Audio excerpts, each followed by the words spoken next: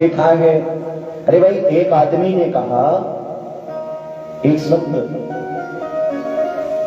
संत थे, उनसे एक सेठ ने कहा कि भाई सुनो, मैं अपनी सारी संपत्ति स्वर्ग लेके जाना चाहता हूं, सारी संपत्ति स्वर्ग लेके जाना चाहता हूं। कोई पंडित अगर बता देगा तो 10 लाख रुपए का पुरस्कार। सिंह साहब, मैं संपत्ति स्वर्ग लेके जाना चाहता हूं, कोई बता देगा तो 10 लाख का पुरस्कार है। और सारे ब्राह्मण हार गए, कोई रास्ता है नहीं स्वर्ग जाने का। एक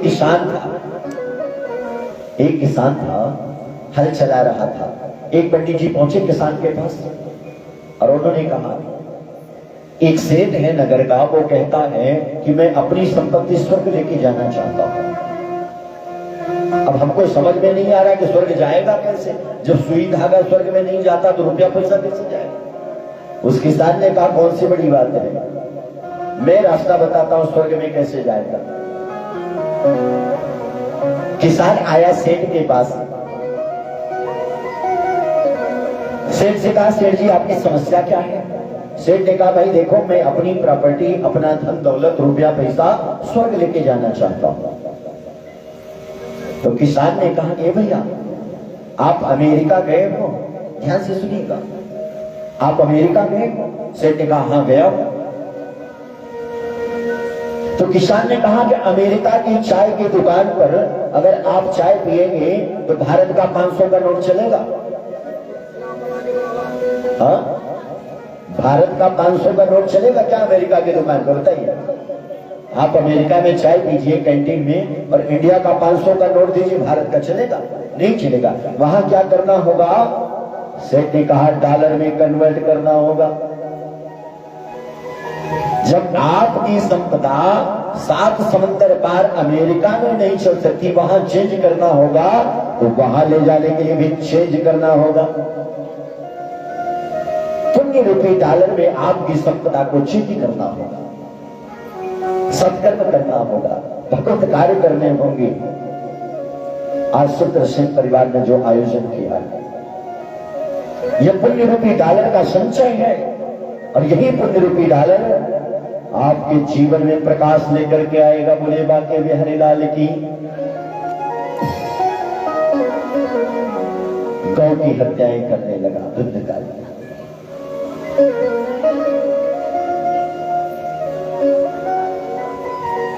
एक बार धुंधली को खूब मारा। कहते हैं ना, एक बुढ़िया माई थी, उसका बेटा उसकी चूटी उखाड़ करके मार रहा था, चूटी उखाड़ करके। तो बूढ़े बाबा थे, ध्यान से सुनिए, बूढ़े बाबा ने कहा कि मैंने कहा था कि बचपन में इसका मन मत बढ़ा। जब बचपन में इसने पहली बार तुम्हारे ऊपर हाथ छोड़ा तो बोली, बेटा मैं मन मत बढ़ा, मन बढ़ाया। मैंने कहा संस्कार डालो, संस्कार नहीं डाला। भगवत कथा नहीं सुनाई, अपने इष्ट को नहीं बताया कौन है। अरे कभी कभी बच्चों से पूछो ना, Ram, what is this Ram? Krishna, कौन है कृष्ण? बच्चे पूछते कृष्ण कौन? उसका कारण क्या? हम नहीं बता पाए, हम अपने बच्चों को नहीं बता पाए। हमारे राम कौन है, हमारे कृष्ण कौन है, हमारी धर्म क्या, हमारी संस्कृति क्या है।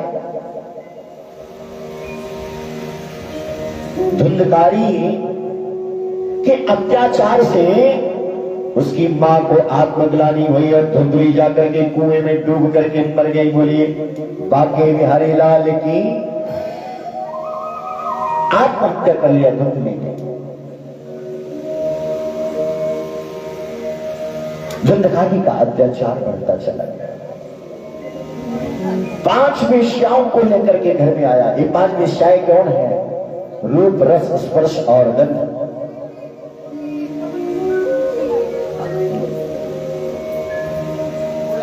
शब्द, रूप, रस, स्पर्श और गंध। ये ललचाती है साहब।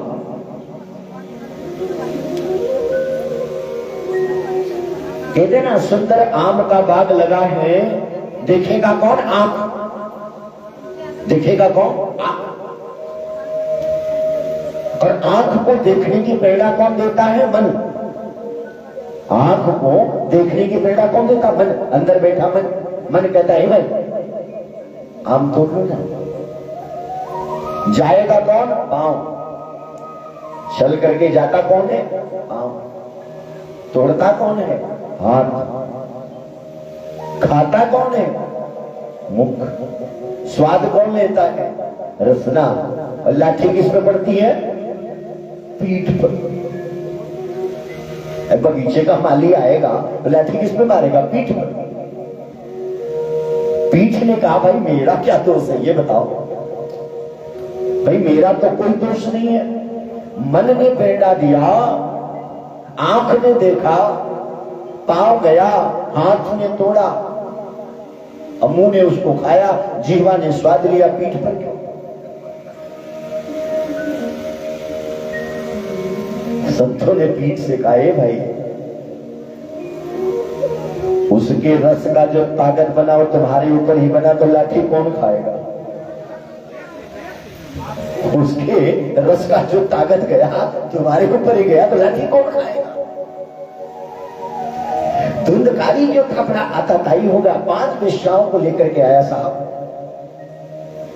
और एक दिन उसने राजमहल से चोरी किया, ढेर सारा धन लेकर के आया, राजमहल में उसने चोरी करी। तो वेश्याओं ने मन में विचार किया कि अगर ये पकड़ा गया तो हम लोग भी मारे जाएंगे। एक काम करते हैं, इसका धन लेकर के निकल जाए और इसकी हम लोग हत्या कर देते हैं। जय जय सीताराम। बड़ा पापी था, दुराचारी था, धुंधकारी। उसके मुख में जलती हुई सलाखें डाली गई, पलक में उसके पांव को बांध दिया गया, हाथ पांव बांध करके वेश्याओं ने सलाखों से उसकी आंखें फोड़ी और बड़ी विकृत ढंग से धुंधकारी के प्राण निकले। कर्मों की गति इसी संसार में भोगनी होती है। कर्मों की जो गति है ना इसी संसार में भोगनी होती है।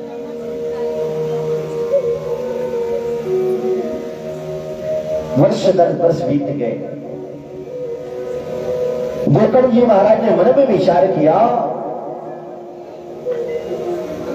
लोगों से संदेशा मिला के धुंधकारी नहीं रहा।